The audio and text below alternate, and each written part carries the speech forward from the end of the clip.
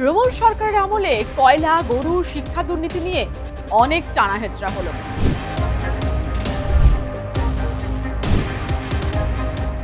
এবার নয়া কি ভাবছেন তো? বেশি ভাবার প্রয়োজন নেই। এবার সামনে এলো আর এক দুর্নীতি। মাটি খুঁড়লে বেরিয়ে আসছে ওষুধ। ক্রেন দিয়ে যত মাটি তোলা হচ্ছে ততই বেরিয়ে আসছে নানান ধরনের ওষুধ।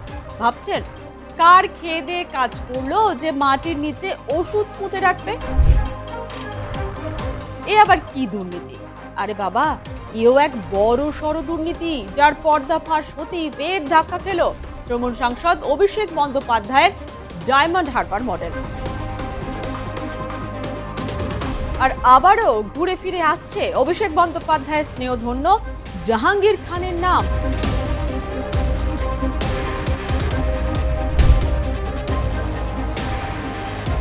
তবে কি অভিষেক বন্দ্যোপাধ্যায়ের মুকুটে নয়া দুর্নীতির পালক ঝুলল নাকি? জানিয়ে তৈরি হয়েছে ঘোর বিতর্ক।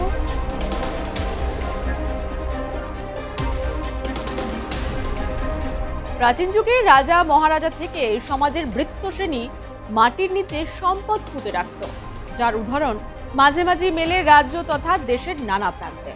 আর বাংলায় মাটি খুঁড়লে বেরিয়ে আসছে ওষুধ। এ যেন কিছু খুঁড়তে কেউটে বেরিয়ে যাওয়ার অবস্থা। প্রশ্নের মুখে অভিষেক বন্দ্যোপাধ্যায়ের সেবাশ্রয় ক্যাম্প।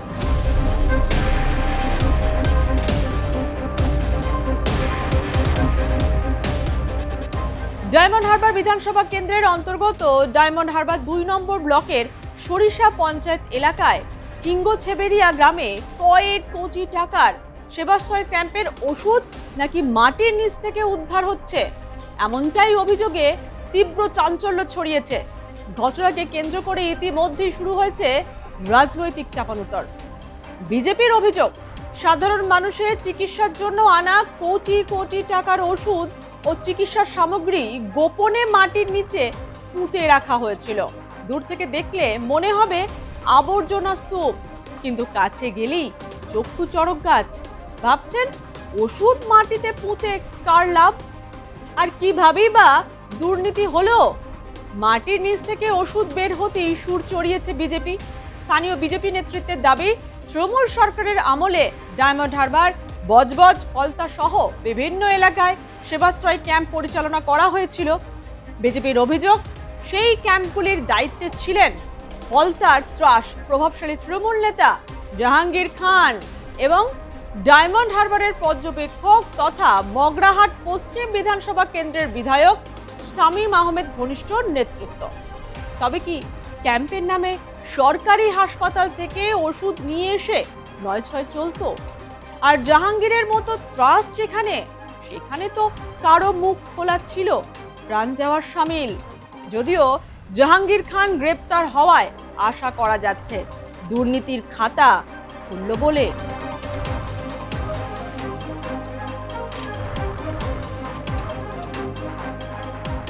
বিজেপি নেতৃত্বের আরও দাবি, সেবাশ্রয় ক্যাম্পের জন্যই ওষুধ আনা হয়েছিল। শুধু ওষুধ নয়, অক্সিজেন সহ একাধিক চিকিৎসা দ্রব্যও আনা হয়। সাধারণ মানুষের জন্য বরাদ্দ চিকিৎসা সামগ্রী ও ওষুধ গোপনে নাকি সরিয়ে ফেলা হয়েছিল। প্রশ্ন উঠেছে, যদি এই ওষুধ মানুষের চিকিৎসার জন্য বরাদ্দ হয়ে থাকে, তাহলে তা মাটির নিচে কিভাবে গেল? কেন তা সংরক্ষণ না করে লুকিয়ে রাখা হলো? আর এতেই জেগেছে সন্দেহ। আজকের এই কোটি কোটি টাকার ওষুধ যদি মানুষ ব্যবহার করতে পেত, কত উপকার হতো। হ্যাঁ, আমি টিএমসির মহল থেকে খবর পেয়েছি যে এগুলো হচ্ছে এক্সপায়ার ডেট। আপনাকে কথা দিচ্ছি, যে কোনো একটা ওষুধ আমি তুলে দেখিয়ে দেবো যার ডেট এখনও প্রায় 1 থেকে 1.5 বছরের বেশি। আমি আপনাদের সামনে দেখাচ্ছি, ধরে নিন যে কোনো একটা, কি বলবো, এই একটা ওষুধ এই পড়ে আছে, দেখুন এই ওষুধটার ডেটটা আপনারা কোথায় ডেট আছে, হ্যাঁ এই দেখুন এর ডেটটা আপনারা ভালো করে দেখে নিন, তাহলে বুঝতে পারছেন ওরা কতটা মিথ্যেবাদী, কতটা স্বৈরাচারী, কতটা অত্যাচারী। মানুষের কোনোদিনও ওরা ভালো চায়নি। এত ওষুধ কোথা থেকে এলো? এত ওষুধ আপনাদের যারা বলতেন দা বস বস বস বলে হাঁকে করতেন, সেই অভিষেক ব্যানার্জি সেবাশ্রয়ের ওষুধ, যে ওষুধগুলো সাধারণ মানুষকে যদি দান করা যেত বা দেওয়া যেত, সেই ওষুধগুলো কিন্তু অনেক মানুষের প্রাণ বাঁচাতো। আর আপনাকে বলি, এই ওষুধ নিয়ে ওরা কালোবাজারি করার চেষ্টা করেছে। কি রে, তোর বেশ র্যাশ হয়েছে দেখছি। হ্যাঁ রে, কি করবো বলতো, র্যাশগুলো কিছুতেই কমছে না। অনেক কিছু ইউজ করলাম তবুও কমছে না। আমার মনে হয় তোকে কোনো একজন ভালো ডার্মাটোলজিস্টের কাছে দেখানো উচিত। তুই ঠিক বলেছিস, কিন্তু কোনো ভালো ডার্মাটোলজিস্ট থাকলে একটু সাজেস্ট কর না প্লিজ। এই তোর তো একবার র্যাশ হয়েছিল না? তুই কোথায় দেখিয়েছিলিস?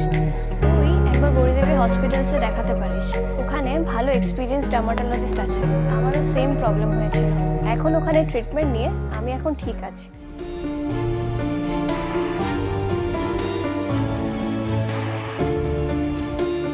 গৌরী দেবী হসপিটাল, রাজবাঁধ, দুর্গাপুর। যোগাযোগ 8001003333, 8001113333।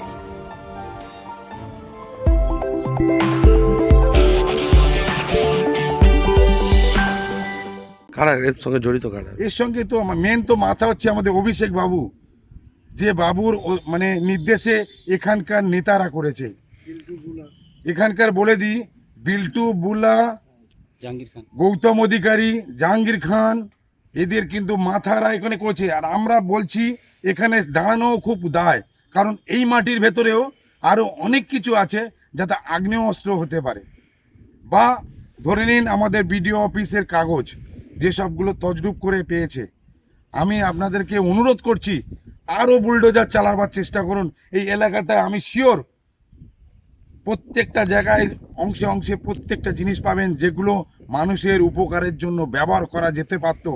আমি মেনে নিচ্ছি এগুলো পোতার কারণটা কি, একটা জিনিস যদি হেরে যেতেই পারে টিএমসি, যদি এই জিনিসগুলো স্বাস্থ্য দপ্তরকে ওরা দিয়ে দিত, আমার মনে হয় ওরা আরও মানুষের আশীর্বাদ পেত।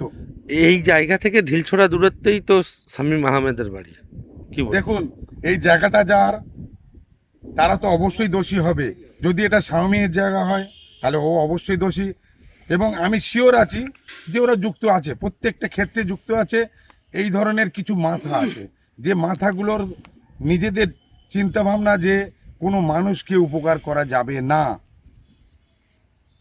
এটাই হচ্ছে ওদের মাস্টার মাইন্ড হচ্ছে। কিন্তু অভিষেক ব্যানার্জি, জাহাঙ্গীর, আর তার সাগরের কিছু আছে গৌতম অধিকারী এবং বুলা বা বিল্টু, যারা এখনো পর্যন্ত মানুষের ওপরে অত্যাচার করছে।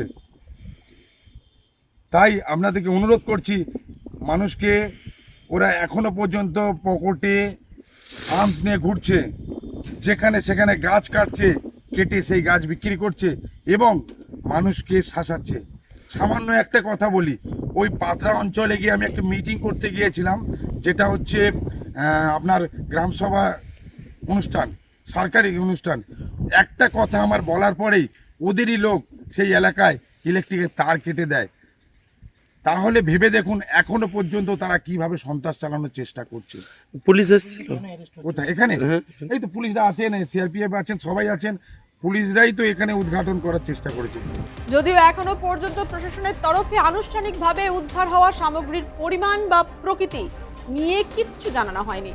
পুলিশ বা স্বাস্থ্য দপ্তরের তরফেও এই বিষয়ে বিস্তারিত মন্তব্য মেলেনি, ফলে বিষয়টি নিয়ে ধোঁয়াশা থেকেই যাচ্ছে।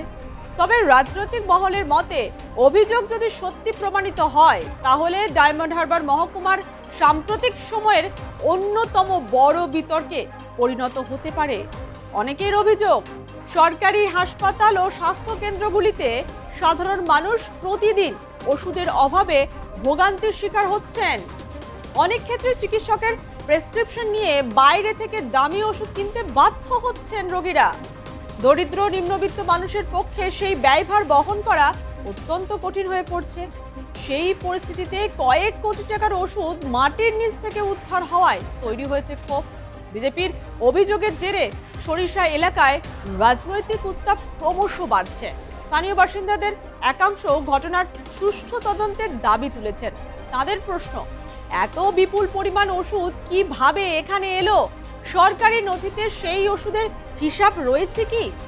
সেগুলি আদৌ সাধারণ মানুষের জন্য বরাদ্দ ছিল কিনা তা নিয়ে প্রশাসনের স্পষ্ট করা উচিত।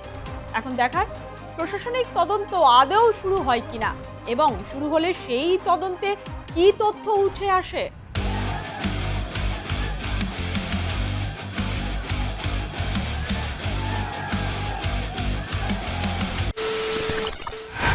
খবরের নামে প্রতিদিন সন্ধে আপনার ড্রয়িং রুমে কি শুধুই চিৎকার চেঁচামেচি খেয়ে আসে? বিতর্কের নামে চলে গালাগালি আর কাদা ছোড়াছুড়ি। এবার সময় পরিবর্তনের, কারণ আমরা কান ফাটানো চিৎকারে বিশ্বাস করি না। আমরা বিশ্বাস করি খবরের সত্যতায়। আমরা কোনো পক্ষের হয়ে গলা ফাটাই না, আমরা সাধারণ মানুষের হয়ে প্রশ্ন করি। চিৎকার নয়, শুধু খবর হবে যেখানে বিতর্ক আছে কিন্তু কুৎসিত ঝগড়া নেই। সঠিক তথ্য, বিশ্বস্ত খবর। নজর রাখুন আর প্লাস নিউজে।